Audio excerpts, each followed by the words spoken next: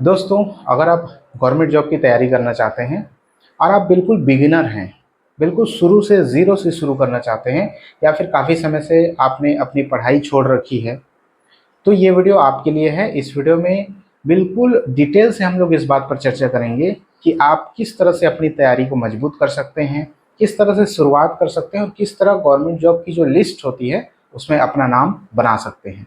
Hello दोस्तों, मैं हूं राज यादव और एक बार फिर से आपका बहुत-बहुत स्वागत है आपके अपने यूट्यूब चैनल पर। दोस्तों, मैं खुद एक गवर्नमेंट सर्वेंट हूं और मैंने किस तरह से तैयारी की, जिससे मुझे 4-4 गवर्नमेंट जॉब एक साथ ऑफ़र हुई थी और इसी के अनुभव के आधार पर मैं आप सभी को इस वीडियो के माध्यम से डिटेल एनालिसिस करके ये तरीका बताने वाला हूं कि किस तरह से 5 स्टेप्स फॉलो करके आप गवर्नमेंट जॉब के जो मेरिट लिस्ट होती है उसमें नाम अपना बना सकते हैं। चलिए दोस्तों, वीडियो को शुरू करते हैं। अगर आप चैनल पर नए आए हुए हैं तो जल्दी से चैनल को सब्सक्राइब कर लीजिए, क्योंकि इस चैनल पर इस तरह के लेटेस्ट जो वीडियोज़ हैं वो मैं आप लोगों के लिए लेकर के आता रहता हूँ। चलिए शुरू करते हैं। दोस्तों, आप किस तरह से एक गवर्नमेंट जॉब पा सकते हैं या उसकी शुरुआत कैसे कर सकते हैं, बिल्कुल बेसिक से, बिल्कुल ज़ीरो से हीरो बनने तक का ये सफ़र मैं आप सभी को बताऊंगा कि कौन कौन से वो 5 स्टेप्स हैं जिनको फॉलो करके आप सभी जॉब को पा सकते हैं। सबसे पहला जो स्टेप है दोस्तों, वो है आपको एक टारगेट फिक्स करना। नंबर 1, आपको एक टारगेट फिक्स करना है। आपको ये देखना है कि आप किस फील्ड में जाना चाहते हैं, किस तरह का जॉब का प्रिपरेशन आप करना चाहते हैं। क्या आप रेलवे की तैयारी कर रहे हैं, क्या आप बैंक की तैयारी कर रहे हैं, या फिर टीचर बनना चाहते हैं, या किसी अदर फील्ड में एसएससी हो गया या फिर पीसीएस हो गया, किस तरह के फील्ड में आप जाना चाहते हैं। सबसे पहले उस एग्ज़ाम के उस टारगेट को आप लोग चुनिए। उस टारगेट के बारे में सारी जानकारी आपको इकट्ठा करनी है।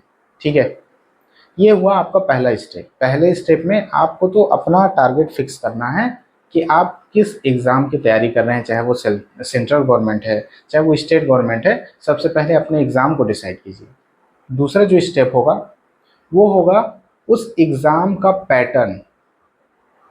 ठीक है, बहुत सारे कैंडिडेट क्या करते हैं कि सीधा बुक खरीद लेते हैं और पढ़ना शुरू कर देते हैं। जिस तरह से भी वो पढ़ने में सक्षम है वो पढ़ना शुरू कर देते हैं। ऐसा आपको नहीं करना है।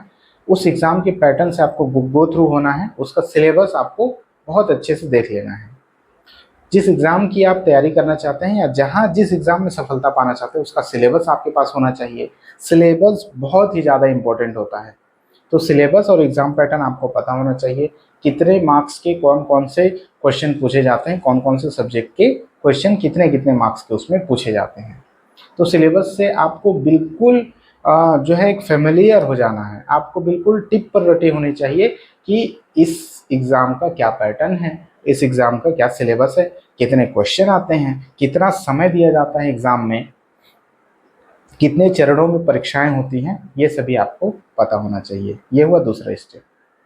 तीसरे स्टेप की बात करें तो स्टेप नंबर 3 में आपको क्या करना है, बिल्कुल बेसिक से अपनी पढ़ाई को शुरू करनी है। जी हाँ, बिल्कुल बेसिक से शुरू करनी है।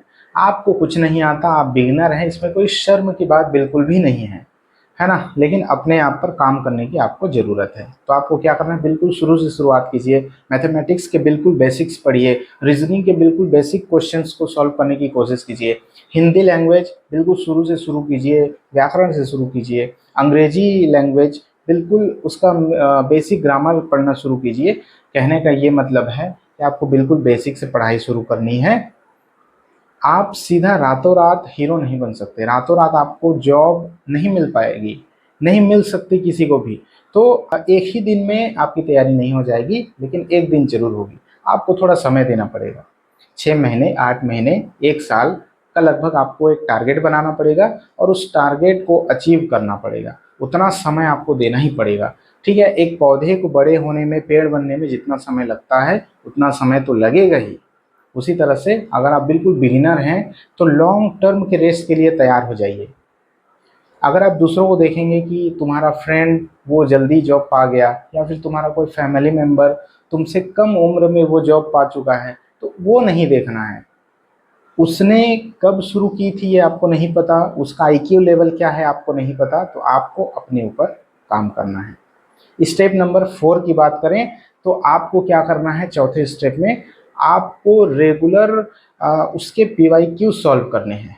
जिस भी एग्ज़ाम की आप तैयारी कर रहे हैं उसके पीवाईक्यू आपके पास होने चाहिए। प्रीवियस ईयर्स में उसके किस तरह के क्वेश्चन पैटर्न पूछे गए हैं वो आपको पता होना चाहिए। किस सिलेबस पर वो एग्ज़ाम्स होते हैं वो आपको पता होना चाहिए।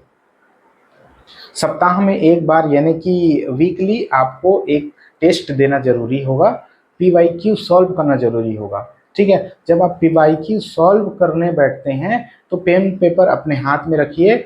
जब पूरा पेपर आपने बना लिया तो कौन कौन से क्वेश्चन पर आप अटक रहे हैं उसको कॉपी पेन से नोट करना शुरू कीजिए। एक कॉपी बनाइए जिसमें आप अपनी गलतियां लिख सकें और गलतियों की पूरी एक लिस्ट बनाइए कि इस टॉपिक पर मुझे परेशानी हो रही है, ये टॉपिक मैं भूल जा रहा हूँ, ठीक है, ये टॉपिक इम्पोर्टेंट है बट मैं याद नहीं रख पा रहा हूँ। तो एक कॉपी बनाइए और सारी अपनी गलतियाँ, अपनी समस्याएं उसमें नोट करना है आपको। दोस्तों, अगर हम 5वें स्टेप की बात करें तो आपको बहुत ज़्यादा किताबें नहीं खरीद लेनी है, लिमिटेड बुक्स को आपको पढ़ना है और बिल्कुल सिलेबस के इर्द गिर्द ही आपको पढ़ाई करनी है, रिविज़न बार बार करना है, किताबें लिमिटेड रखनी है। 4 किताब को एक बार पढ़ना उतना सही नहीं है जितनी एक किताब को 4 बार पढ़ना है। तो आप किताबें लिमिटेड रखिए, उसी को बार बार रिवाइज कीजिए, उसी के मटेरियल को बार बार पढ़ते रहिए। ये होगा आपका 5वां स्टेप। अगर इन सभी 5 स्टेप्स को आपने फॉलो किया तो आप देखेंगे कि बिल्कुल बेसिक से आप इसी तरह से तैयारी शुरू कर सकते हैं और बहुत ही जल्द आपका जो बेसिक क्लियर होता जाएगा तो आप नेक्स्ट लेवल पर पहुंचते जाएंगे। तो अगर आप एक बिगिनर हैं, बिल्कुल बेसिक लेवल से शुरू करना चाहते हैं तो इन 5 स्टेप्स को ज़रूर फॉलो करना शुरू कीजिए। एक बोनस स्टेप है आप सभी के लिए, मोबाइल से दूरी बना करके रखिए। जी हाँ, बोनस स्टेप 6वां स्टेप, मोबाइल से दूरी बना करके रखिए। मोबाइल का केवल उतना ही इस्तेमाल कीजिए जितना आपको ज़रूरत है। यूट्यूब का यूज़ केवल काम के वीडियोस देखने के लिए कीजिए। अगर आपको मोटिवेशनल वीडियोस देखना है या फिर आपके सब्जेक्ट से रिलेटेड वीडियोस देखना है तभी यूट्यूब का यूज़ कीजिए। फालतू के जो रील्स या शॉर्ट्स स्क्रॉल करने के लिए मोबाइल का यूज़ मत कीजिए। उसके जो फालतू ऐप्स हैं जो आपके काम के नहीं है उसको डिलीट कर दीजिए। अपने आप को जो है एक जोन में रखना शुरू कीजिए, है ना। ज़्यादा लोगों से मिलना नहीं है, बातें नहीं करनी है, ठीक है, लिमिटेड लोगों से ही बातें करनी है। सोशल मीडिया का यूज़ बिल्कुल ज़ीरो कर देना है आपको। इन 6 महीने या 1 साल के दौरान बिल्कुल सोशल मीडिया का यूज़ मत कीजिए। तो इस तरह की जब आप स्टेप फॉलो करना शुरू करेंगे तो आप देखेंगे कि आपकी तैयारी धीरे धीरे मजबूत होती जा रही है और नए नए आइडियाज़ आते जा रहे हैं। आप अपने बारे में जानना शुरू कर रहे हैं और जब आप अपने बारे में जान जाएंगे तो आपको अपना जोन पता चलेगा कि आपको कैसे और कितनी देर तैयारी करनी है। एक चीज़ और ध्यान दीजिएगा, रेगुलरिटी बहुत ज़रूरी होता है।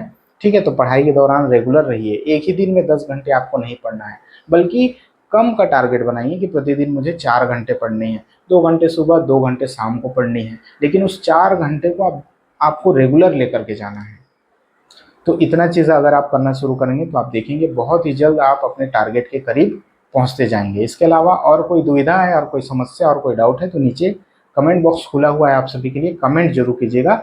इस वीडियो को आप किस शहर से देख रहे हैं कमेंट में जरूर बताइए।